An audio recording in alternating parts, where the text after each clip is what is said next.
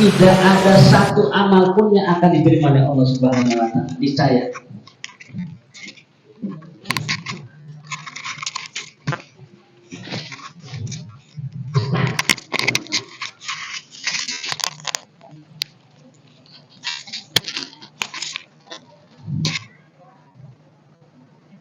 Seandainya keindahannya tidak menutupi, niscaya tidak akan ada amal yang akan diterima di sisinya.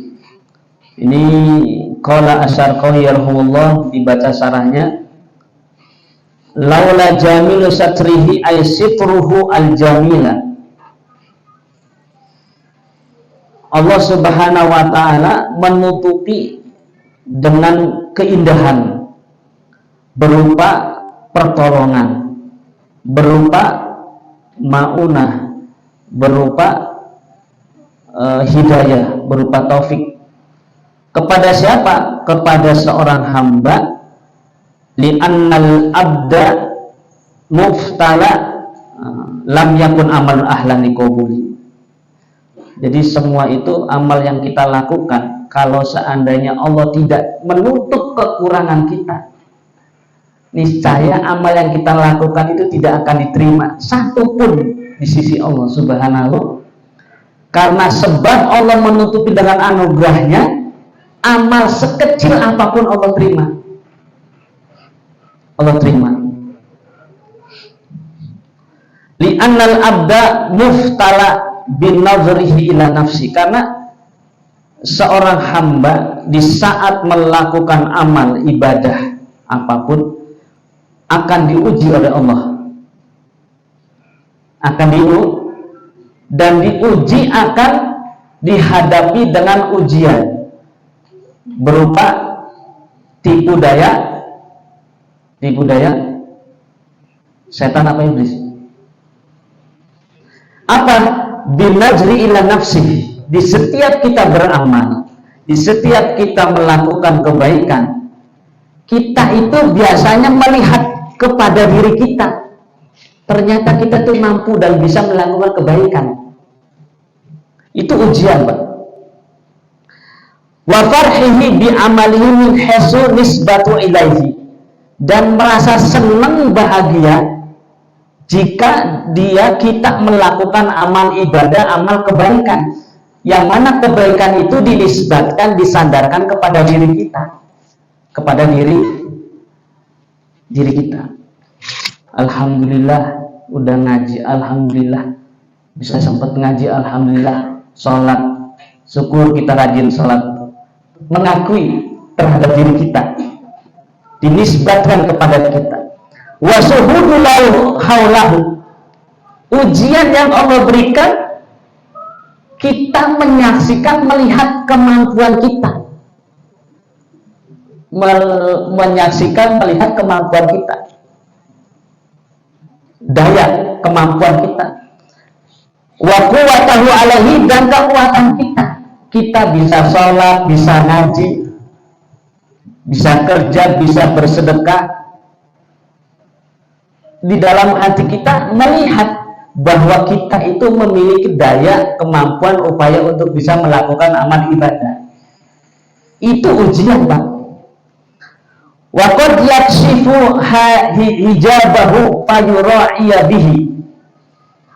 Terkadang akan terbuka hijab ini jika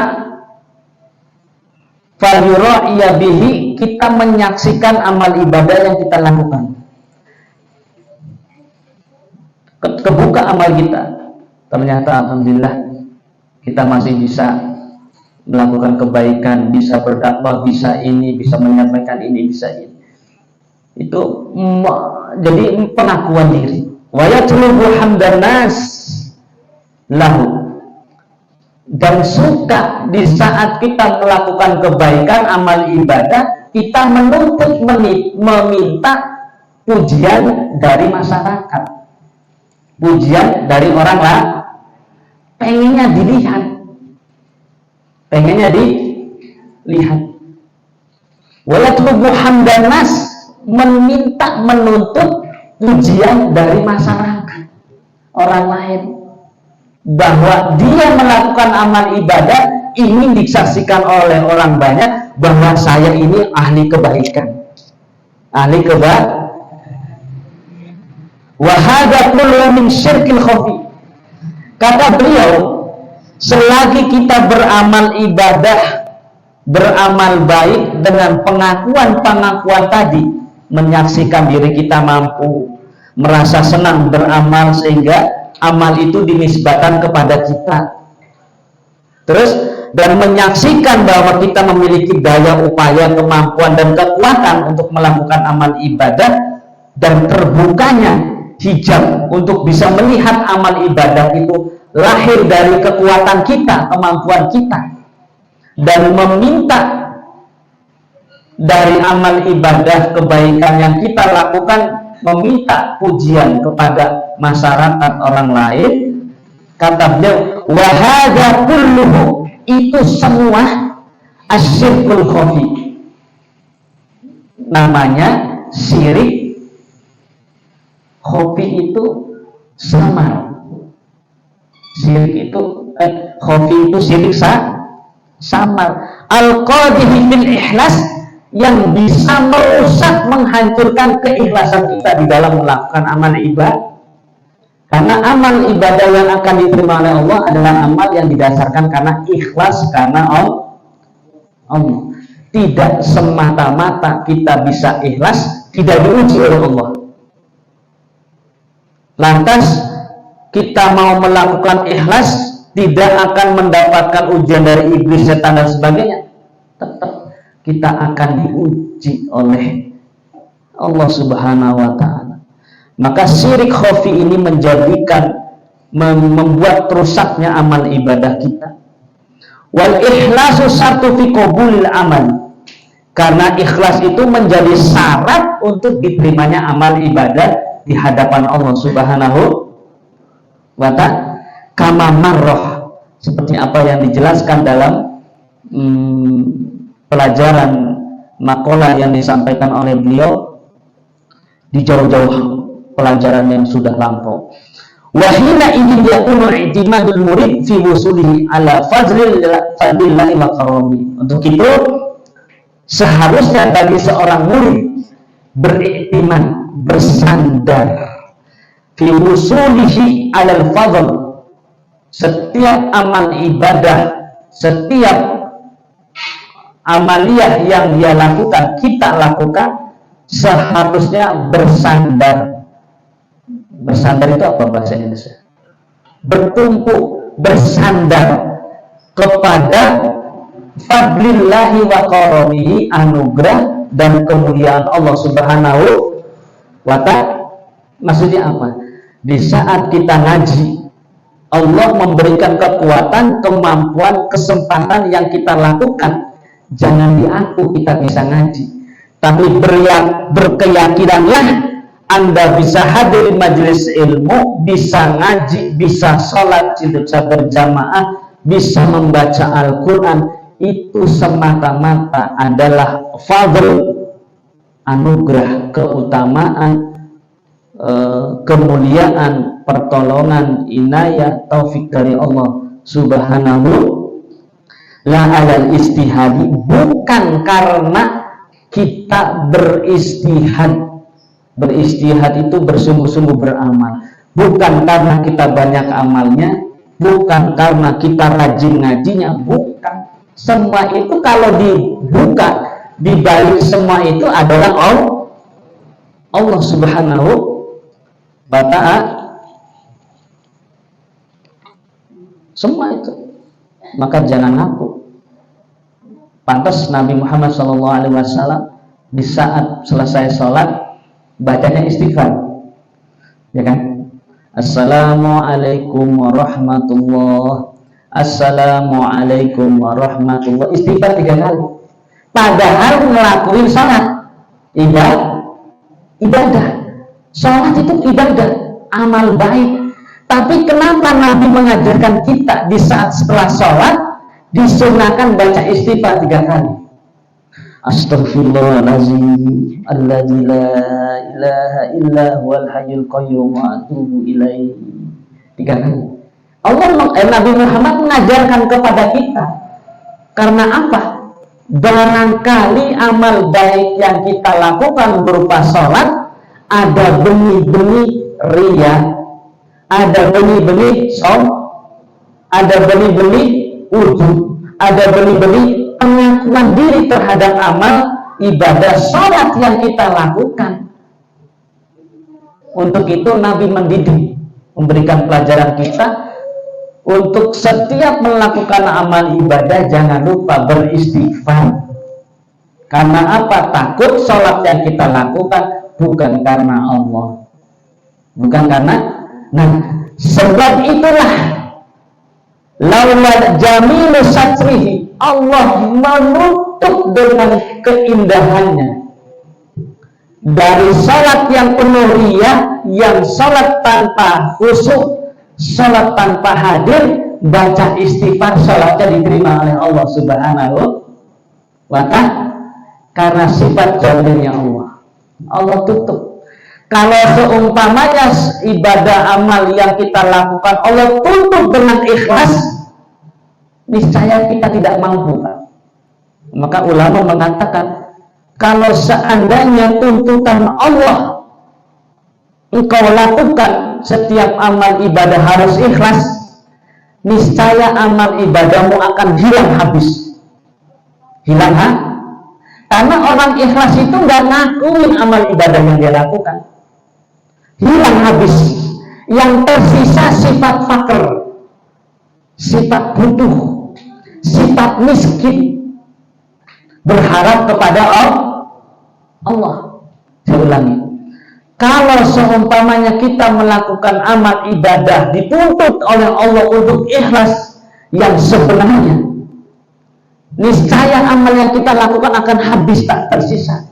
Yang muncul di dalam hati kita sifat fakir, sifat miskin kepada Allah Subhanahu. Karena apa? Sifat ikhlas bisa menghilangkan sifat-sifat atoma, rakus pada dunia. Maka di saat sifat ikhlas itu Allah munculkan setiap amalnya hilang.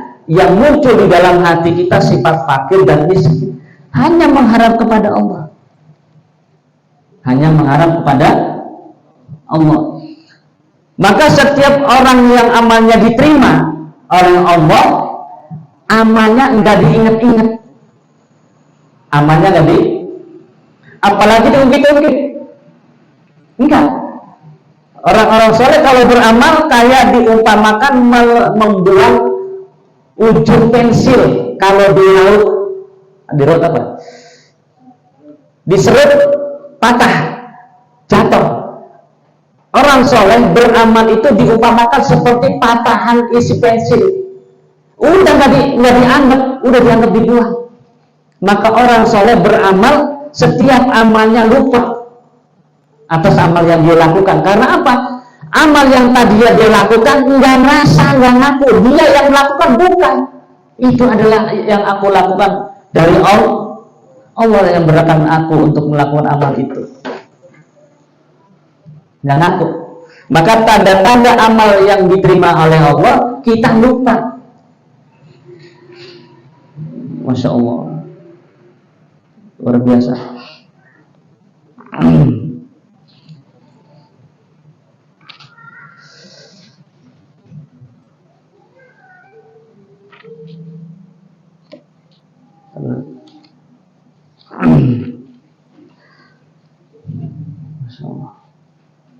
Semata-mata ini adalah keindahan Allah yang Allah berikan.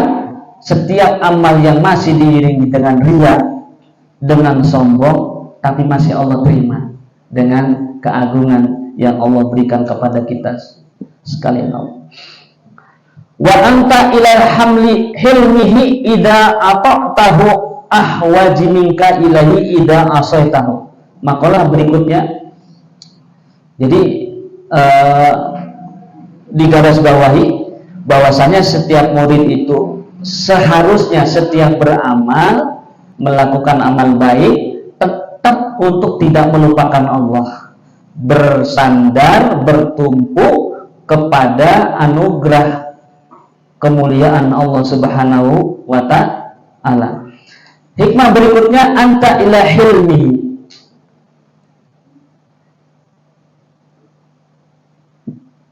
Anta ila hilmi idza ata'tahu akhwaja minka ilahi idza asaitahu. Jadi ada orang yang taat, ada orang yang maksiat. Ada orang yang melakukan ketaatan, tetapi dia merasa butuh dengan sifat kelembutan Allah. Ada orang yang bermaksiat, tapi dia tetap butuh kelembutan kepada Allah Subhanahu.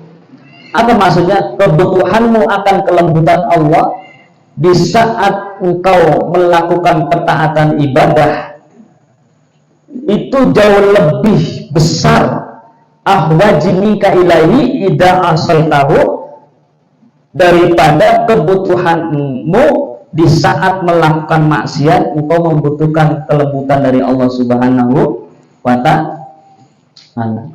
Maksudnya apa? Setiap melakukan amal ibadah yang kita lakukan harusnya kita mengharap kepada Allah dengan keridhoannya, dengan kemuliaannya. Qala Syarqawi rahimahullah, in anta ila hilmihi idza ata'tahu akhwaja minka ilaihi wa dzalika annal murida qad ya'rudu lahu 'inda ta'atihi.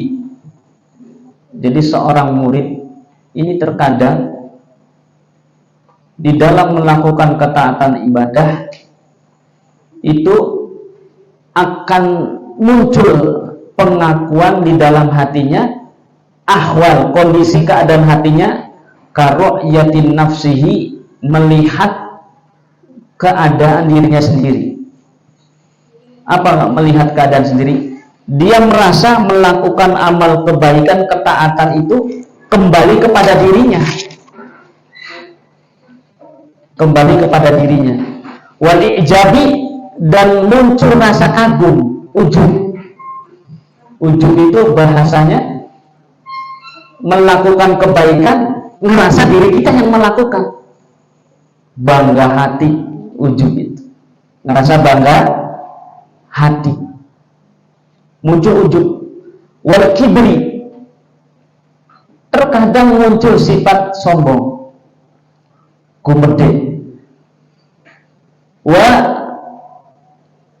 Apa itu? Wa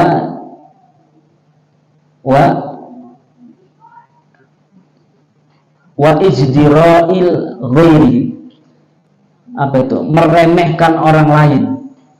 Kadang murid itu banyak amalnya, banyak ngajinya, banyak sholatnya, muncul di dalam hatinya itu melihat orang lain yang di bawah dia, melihat orang yang keilmuannya di bawah dia, melihat orang yang amal ibadahnya lebih sedikit dari dia. Dia memandang orang lain itu dengan pandangan merendahkan, menghina, terus dengan pandangan mengucilkan, dengan pandangan meremehkan dan sebagainya. Itu sifat itu muncul, Pak. Sifat itu muncul, akhwal seperti itu muncul.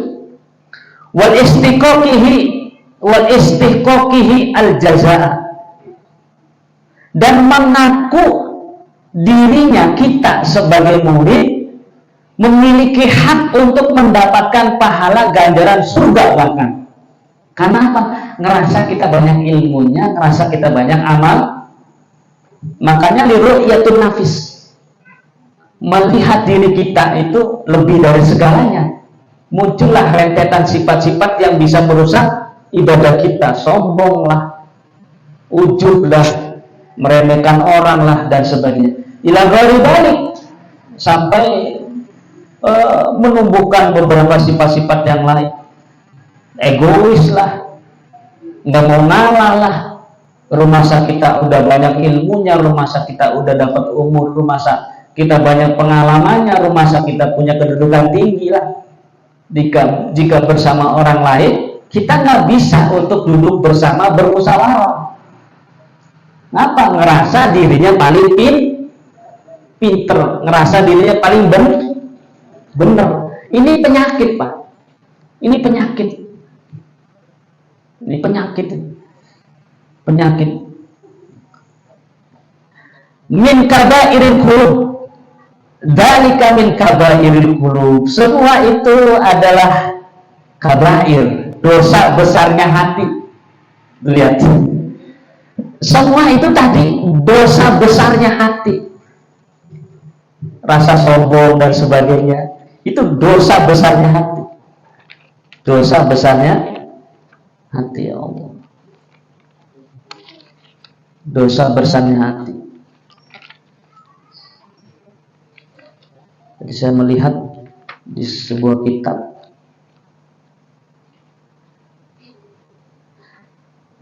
jadi penyakit hati yang besar, bahkan dosanya hati yang besar. Masya Allah, kita tidak luput dari fayukhofu alaihi. Maka bagi seorang murid harus berwaspada, merasa takut terhadap penyakit-penyakit ini. Antan qadiba ta'atuhu maksiatan. Hati-hati. Hati-hati kan. Bisa jadi Allah Subhanahu wa taala akan merubah ketaatan itu menjadi maksiat. Menjadi sebab apa? Sebab ketaatan yang kita lakukan diiringi dengan sifat ujub, takabur, meremehkan orang, ngerasa dirinya berhak mendapatkan pahala surga, dan ngerasa dirinya adalah bagian dari orang-orang yang dikehendaki baik oleh Allah Subhanahu. Bukan. Karena apa? Fasamratul ta'atu hiya zul wal inkisar. Buah dari ketaatan ibadah az-zul, rendah, hina, wal inkisar, ngerasa diri kita itu tidak memiliki daya, upaya, kemampuan apapun di hadapan Allah Subhanahu. Saya ulangi, buah dari ketaatan kita kepada Allah, buahnya kita ngerasa hina, rendah, tak berdaya, tak memiliki kekuasaan apapun di hadapan Allah Subhanahu. Tapi kalau kita melakukan ketaatan ibadah, kita merasa tuh, yang tadi tuh, bangga diri dan sebagainya, menjadikan samratul maksiat hiyal qaswatul wal istikbar. Karena apa? Buah dari maksiat itu adalah qaswah, kerasnya hati, wal istikbar, sifat sombong. Tadi dikatakan bisa jadi antan qoliba ta'atu maksiatan. Bisa jadi Allah merubah ketaatan ibadah kita disebabkan karena kita sombong, disebabkan kita ngaku, disebabkan kita ngerasa suci, disebabkan kita ngerasa benar, disebabkan kita ngerasa pinter. Ketaatan itu berubah menjadi maksiat. Apa? Sholat masalah, zikir mazikir, ngaji mengaji, tapi hatinya keras, tapi dia memiliki sifat berarti ketaatan yang kita lakukan membuahkan nilai-nilai maksiat.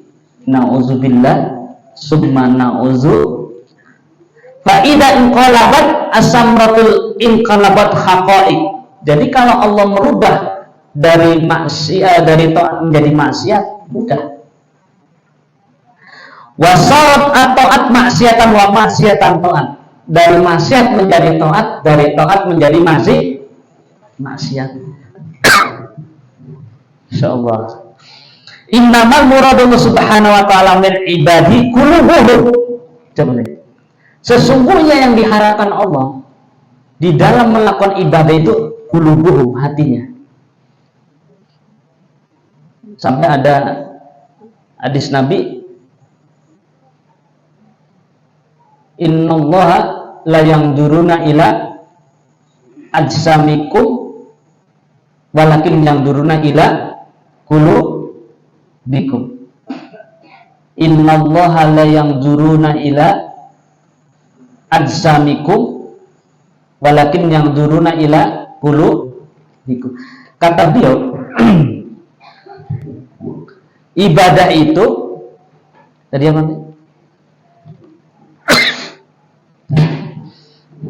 Allah mengharapkan ibadah yang kita lakukan itu hatinya. Fa idza istakbaral aliman aw abid wa tawadu al jahil wal asi wa dzul haibatu lillah wa khaufan minhu fa huwa aqa'u lillah wa zala minal alim wal abid biqalbi.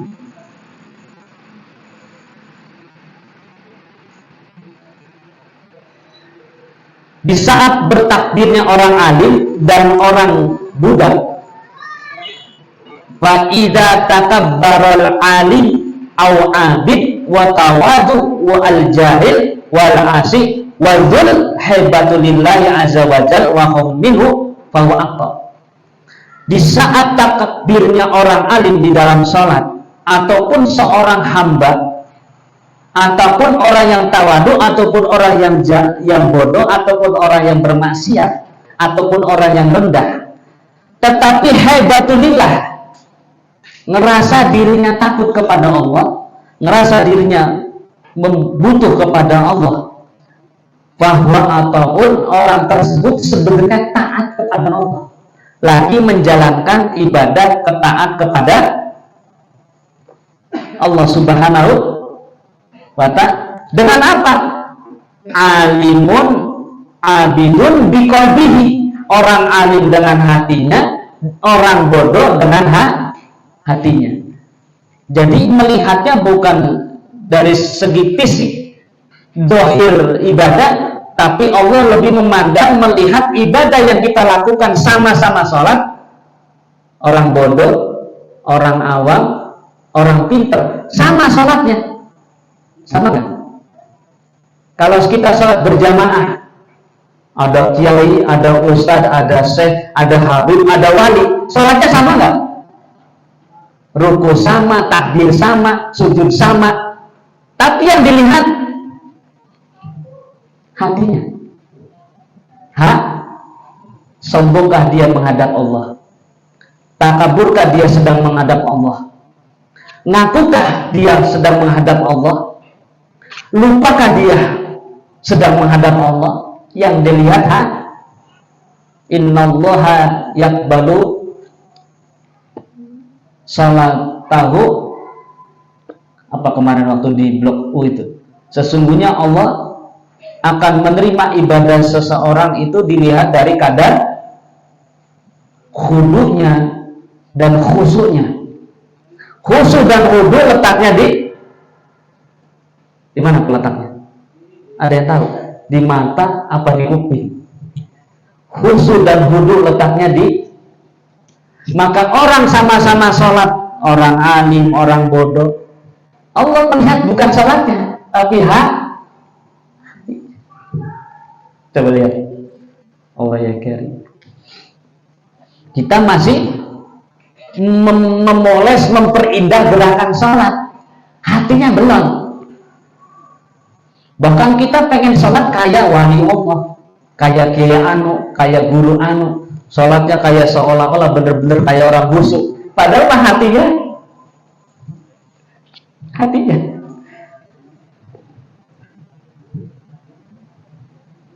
kullu isa'atul adab tusbulul adban.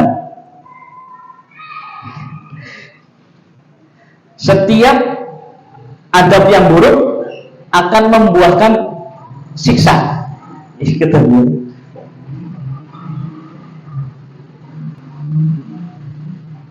Wa kana radhiyallahu yukrimun nas ala nahwi rutbatin indallah. Bahwasanya manusia itu dilihat di sisi Allah tingkatan-tingkatannya, hatta annahu rubbama yadkhulu alimuti, ada orang yang masuk dalam ketaatan Allah, wa rubbama dakhala alil asif fa akramahu, ada orang yang masuk kepada kemaksiatan tapi Allah muliakan. Sebab apa? Li'anna dzalika ta'iun ata wa huwa mutakabbirun bi ilmi wa nazirun li fi'lihi. Ada orang taat Allah hinakan, ada orang taat Allah hinakan. Sebab apa? ketaatannya, dia dengan kesombongan ilmunya, dan dia menyaksikan, melihat perbuatan yang dia lakukan. Yang dilihat itu bukan Allah. Wa dzalikal asi dakhalal bikasratil ma'siyati, tetapi berbeda. Ada orang yang bermaksiat, bergelimang dosa, wa zullatu wa mukhalafatu qala al-musannif fi ta'ati. Tapi sebab kemaksiatan dosa dia mendorong dia untuk melakukan ibadah, jadi takut kepada Allah, jadi khosyah, jadi wahbah, jadi kita merasa fakir, merasa hina di hadapan Allah, itu lebih baik.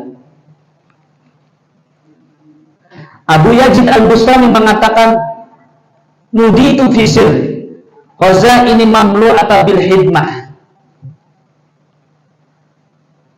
Khazaini itu gudang, perbendaharaan. Saya memiliki perbendaharaan rahasia penuh dengan bil hidmah. Hidmah itu penyerahan diri, persembahan diri, tenaga, harta, pikiran.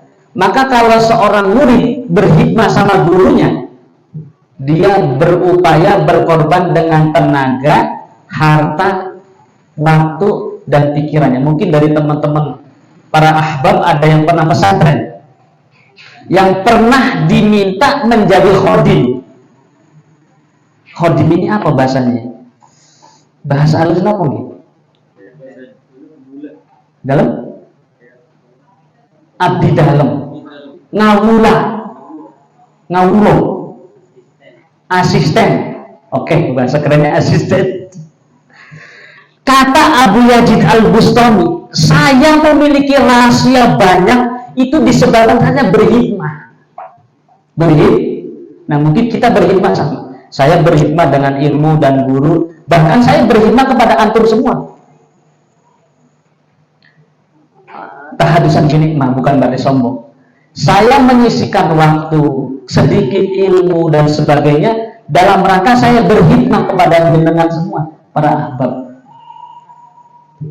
Berhikmah, mencurahkan tenaga, pikiran, kemampuan saya demi untuk jenengan-jenengan, bukan buat saya.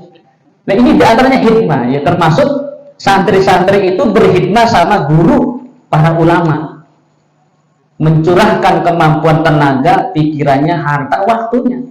Makanya dalam kehadiran guru kita Sidi Syekh Rahimuddin, saya mengajak dan mendidik bapak-bapak para habib semuanya untuk belajar memuliakan ulama, bukan memaksa. Emang kalau pengen bisa kudu dipaksa. Pak, saya nggak bisa berhikmah.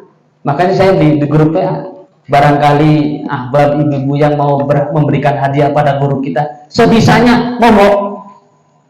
Maksudnya apa? Melepas sifat dasariah untuk bisa tunduk berhikmah dengan orang-orang alim. Abu Yazid Al-Bustami, saya memiliki banyak rahasia itu disebabkan saya berhikmah. Berhikmah kepada siapa? Kepada guru, kepada ulama, kepada ilmu, kepada Nabi Muhammad SAW. Berhikmah. Ya Allah. Tadi. Fa in aradtuna fa alayka bi dhullin wal iftiqar. Kalau engkau ingin mengharapkan rahasia ilmu yang bermanfaat, keberkahan itu, fa'alaika wajib bagi anda bidzulil wal iftiqar, rendah, hina, dan merasa butuh. Maka Allah akan mengijabah doanya orang di saat berada di titik nol. Harta yang melimpah habis, jabatan yang tinggi rendah, bahkan orang lain sampai tidak melirik, nggak ngormatin, nggak nyapa. Di saat itulah ijabah doa Allah akan diijabah jika kita berhadapan dengan Allah dengan sifat zur, rendah, hina, dina di hadapan Allah Subhanahu. Maka pernah saya sampaikan, orang mau berhikmah sama ulama, Maka kita harus merendahkan hati dan diri kita di depan ulama dengan apa? Bil adabi, dengan adab. Kalau jalan merunduk, kalau beliau ngomong didengerin, kalau beliau ngaji yang rapi, yang bener. Jangan sampai kalau ada orang ngaji yang ngobrol lah, main HP lah, apalagi itu. Biasanya ibu-ibu di luar Brahmapuri, ustaznya lagi menyampaikan ilmu, sebut dewek, ngobrol sama mama. Kenapa sih nggak bisa jeda sejenak, barang sejam untuk diem? Nggak bisa. Itu sifat dasarnya, sifat manusia itu. Maka untuk itu dengan kehadiran beliau, ya saya sendiri mendidik diri sendiri dan mengajak para ahbab sama-sama untuk berkhidmah kepada ulama. Dengan apa? Kalau kita punya harta, bukan bahasanya sisihkan. Kalau sisihkan kan apa namanya? Sisaan. Bukan memaksa ini. Ini kita lagi belajar. Kita punya harta sedikit banyak, tunjukkan kita berkhidmah sama ulama. Pak, saya punya ini, punya warga. Karena memuliakan ulama sama juga memuliakan Allah dan Rasulnya. Nanti saya sampaikan hadisnya di Mukhtarul Hadis. Kemarin sudah ya, di minggu kemarin. Kita belajar. Sebab itulah kita belajar menghormati ulama. Allah akan berikan rahasia-rahasia, khozain kepada kita.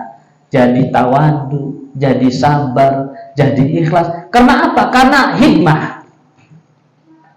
Santri belum bisa ikhlas sebelum dia hikmah sama ulama, sama kiai.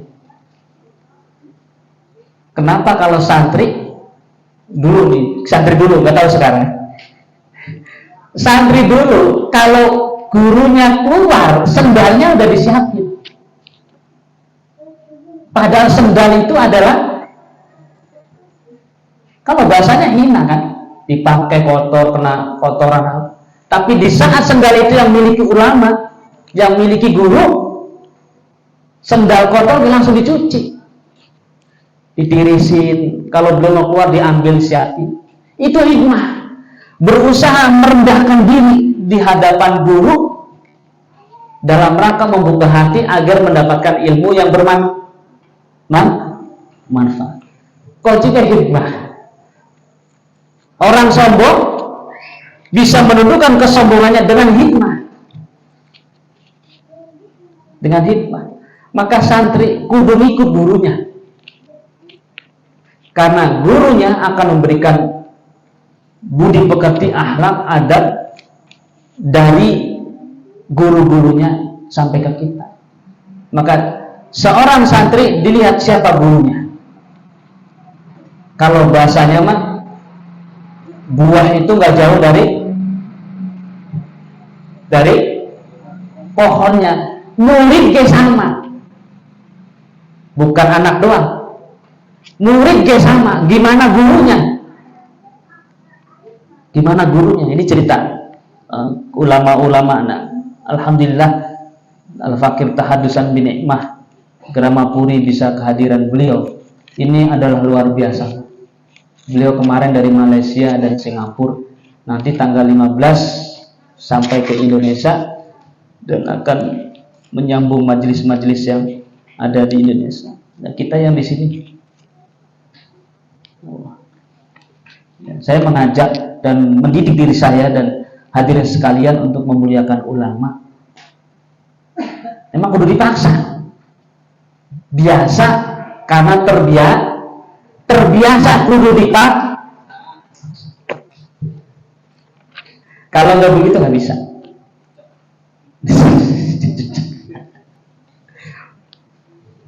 Bisa karena terbiasa karena kudu dipaksa. Kalau orang nggak rajin ngaji, kudu dipaksa. Karena apa? Besarnya godaan itu, maka semampu mungkin kita berjihad untuk melawan nafsu, menghalangi untuk bisa hadir di majelis ilmu. Maka orang yang rajin istiqomah ngaji, Allah beri nilai-nilai dalam hatinya. Khazain, rahasia-rahasia yang Allah berikan. Orangnya sabar, ikhlas, tawadu, itu Allah beri. Karena setiap amal yang dia lakukan dengan istiqomah menjadi wirid, dan Allah akan mendatangkan warid. Cari istiqomah dulu, Allah kasih. Kalau jangan dibalik, kita mencari karomah dulu, istiqomahnya jauh, nggak bakal dapat. Maka kita berupaya, hadirin sekalian, sekecil apapun amal ibadah, minimal ada wirid yang kita lakukan, entah itu zikir, entah itu ngaji, ya termasuk kerja ini wirid. Saya sampaikan, kerja kita sebagai pekerja, jadikan itu sebagai wirid. Apa? Ibadah yang kita lakukan secara itu namanya wirid. Kalau yang biasa baca sholawat, jadikan wirid. Jadi seperti kisah kemarin di blog P itu di kitab An-Nawadir, seorang wanita soleh mempunyai suami yang munafik. Istri soleha apa baik, nyambel bismillah, nyapu bismillah, nyuci baju bismillah, apalagi tidur bismillah, masak nasi bismillah, nganterin bocah sekolah bismillah, istiqomah bismillah mulu. Sampai-sampai diuji sama suaminya, dikasih dompetnya diambil, dilemparkan ke sumur. Allah mengirimkan malaikat Jibril mengambilkan kembali dan suruh taruh kembali. Itu karomah. Setelah seorang wanita itu istiqomah selalu berzikir membaca Bismillahirrahmanirrahim, ngambil baju bismillah, naruh baju bismillah, nyuci baju bismillah. Satu aja istiqomah, insya Allah Allah berikan karomah. Kita mah nggak tahu ada nggak apa yang dikaromahi, apa yang diistiqomahi. Maka para ulama-ulama jangan mengharapkan karomah sebelum kita melakukan amal ibadah dengan istiqomah. Itu jangan dicari. Kebanyakan kita mencari karomahnya sampai ke ujung pulau, sampai ke ujung wetan. Nyariin apa? Sampai ziarah-ziarah minta padahal bukan itu. Bukan. Kenapa kita jarah kepada para wali-wali? Agar kita mendapatkan suri toladan dari para wali-wali. Perjuangan, semangat, jihadnya menjadikan motivasi kita di dalam melakukan amal ibadah. Menjadikan motivasi. Kita menyarinya karomah baik. Bah karomahnya orang sono, orang belakang. Terus lanjut. Sampai mana lagi? Mana? Ayam taqliba atau ta'atuhu maksiatan. Allah akan merubah ketaatan menjadi maksiat menjadi, karena yang dilihat Allah itu hati. Nah, Abu Yazid Al-Bustami mengatakan beliau memiliki khazain semua itu adalah karena berkhidmah. Maka berkhidmah itu merendahkan diri, merasa butuh dan sebagainya. Kalau orang yang pernah nyantri enggak sendalanya itu biasa, Pak. Siapa ya? Enggak salah, bahasanya nyeker atau ngodok. Nyeker biasa. Kenapa santri itu kalau suruh nyeker enggak malu? Merendahkan diri, jangan supaya kita gengsi, sombong, meskipun dia orang kaya. Jadi pendidikan yang di sekolahan formal enggak ada. Hanya ada di dalam Sahih Nabi berkata, laula anna dzamba khairum min ujbi ma khallallahu bainal mu'min wa dzambun abada. Seandainya orang itu melakukan dosa dari sifat ujub, itu lebih baik. Orang melakukan dosa itu lebih baik daripada melakukan ketaatan disebabkan ujub. Yang mana makhluk tidak ada Allah atau sepi dari Allah bainal mukmin wa dzambal abadan. Jadi bahasanya apa? Kata beliau, orang yang melakukan dosa karena dia mengharap ampunan Allah dan takut kepada Allah itu lebih baik daripada melakukan ketaatan ibadah. Di situ ada sifat sombong, itu lebih baik maksiat. Inkisarul asi khairu min sholatil muti'. Coba kata beliau, inkisarul asi khairu min sholatil muti'. Orang yang bermaksiat tapi masih mengharap kepada Allah ampunannya dan takut kepada Allah lebih baik daripada orang yang taat beribadah. Maksiatun bila khairu min alfi taatin binafs. Orang yang bermaksiat melakukan kesalahan tapi dia masih ingat sama Allah bahwa kesalahan yang dia lakukan adalah salah, dan dia tetap takut kepada Allah untuk bisa meminta ampun taubat kepada Allah, itu lebih baik min alfi taatin daripada taat ibadah 1000 ibadah bin nafsi, dengan hawa nafsu. Apa hawa nafsu ya tadi? Sombong, ujub, takabur, itu hawa nafsu. Ini kitab banget ini, perlu. Wal asiru bama tahmilu maksiatu alal khadri wal khaufi min rabbih. Ada orang maksiat, terkadang maksiat membuat dirinya itu pengakuan dirinya itu takut dan rasa khawatir kepada Allah Subhanahu wa taala. Wa tujibu lahu istiqamatu, dan membuat dirinya itu merasa hatinya itu istiqamah, antem wal khudu wasidatul iftiqar ilaihi, menumbuhkan sangat ngerasa butuh kepada Allah. Falidalika kanal abdu ila hilmillahi ida atau ahwaju minhu ila hilmihi ida aso.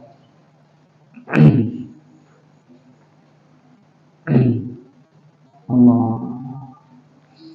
Jadi ceritanya ada orang bermaksiat, disebabkan karena maksiat dia melakukan, dia masih ada rasa takut dan khawatir kepada Allah. Dengan sebab maksiat itu mendorong dia untuk melahirkan dirinya melakukan ibadah dengan tenang, khudu, dan ngerasa butuh dan bertobat kepada Allah Subhanahu wa ta'ala. Ila hilmillahi ida ata'a akhwaju, itu lebih penting daripada orang yang melakukan ibadah. Ila hilmihi ilal asari, daripada orang yang melakukan maksiat. Wa hadi ziyadatun tahzirin min ru'yatil istiqaqil wusuli bil a'mal. Apa? Dengan sebab maksiat orang akan bertambah tahzir, takut, min ru'yatil istiqaqi, dari melihat dirinya itu pantas untuk mendapatkan pahala dan sebagainya, al-wusul, dan sampai disebabkan karena amal ibadah yang dia lakukan. Sebab maksiat dia bertobat amal ibadahnya yang dia lakukan, ngerasa takut kepada Allah dan ngerasa khusyuk disebabkan dia melakukan dosa, itu lebih baik. Fa inna dzalika ghalatun wa jahlun.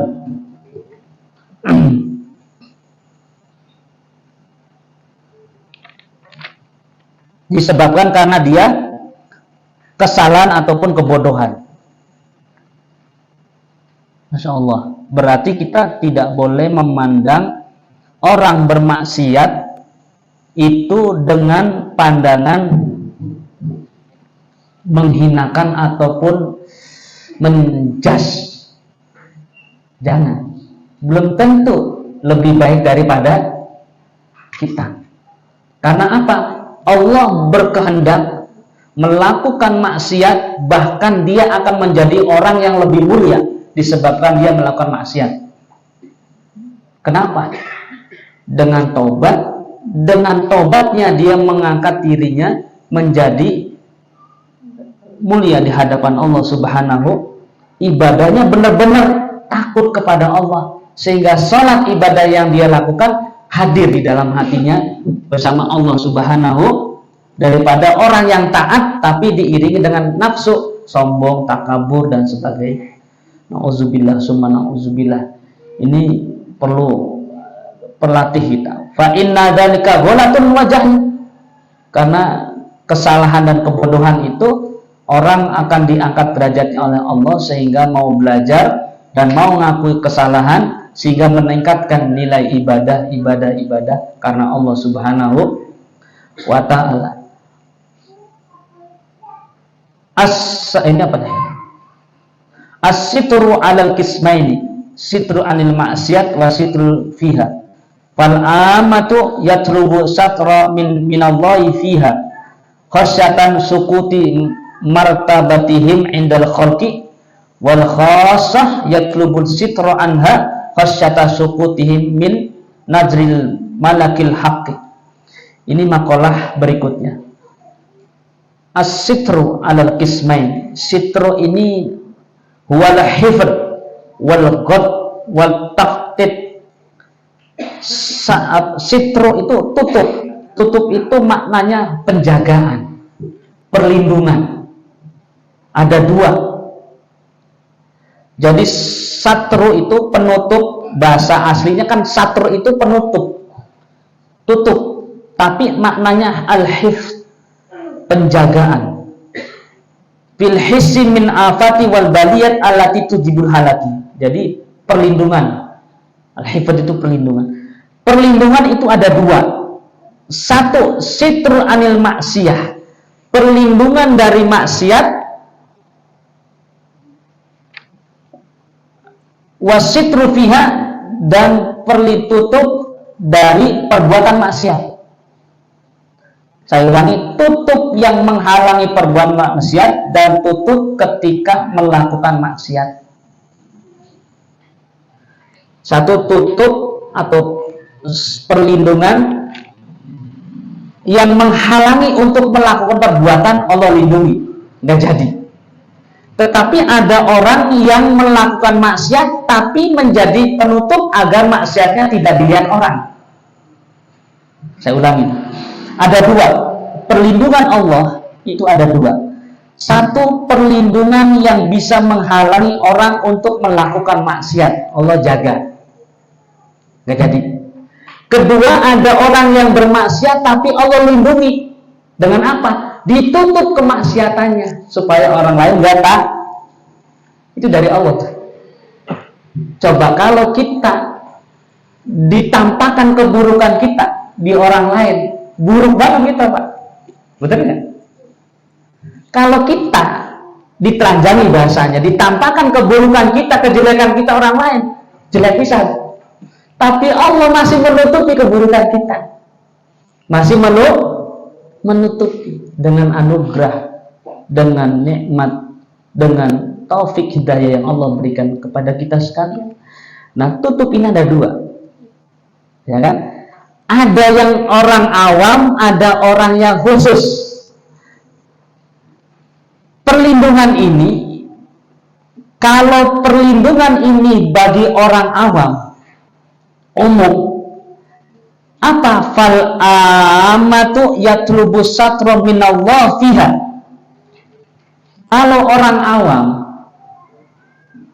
meminta perlindungan kepada Allah dari maksiat dosa yang dia lakukan, pengen ditutup khasyatan sukutil marotabatihim indal khalqi, agar ditutup oleh Allah karena takut dilihat orang dan menghancurkan, meruntuhkan, merendahkan martabat, pangkat, kehormatan dirinya di hadapan masyarakat orang awam tuh.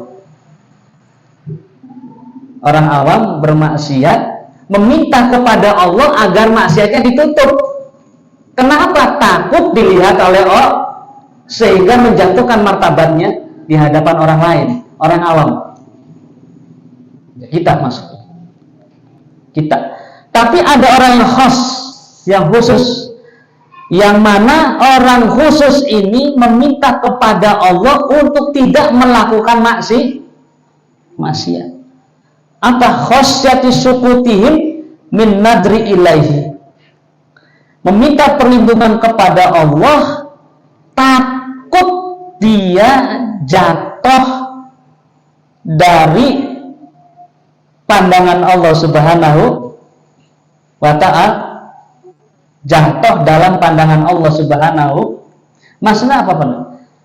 Jadi kalau orang khos ini memohon kepada Allah untuk tidak melakukan maksiat. Karena apa? Takut ditinggal Allah, takut tidak mendapatkan rahmat Allah, takut tidak mendapatkan nikmat dari Allah, takut ditinggalkan Allah. Tapi kalau orang awam bermaksiat meminta kepada Allah agar ditutup supaya orang lain gak lihat, supaya derajatnya, martabatnya tidak jatuh. Berbeda permintaannya untuk perlindungan kepada Allah dari kemaksiatannya antara orang awam dengan orang khos, berbeda.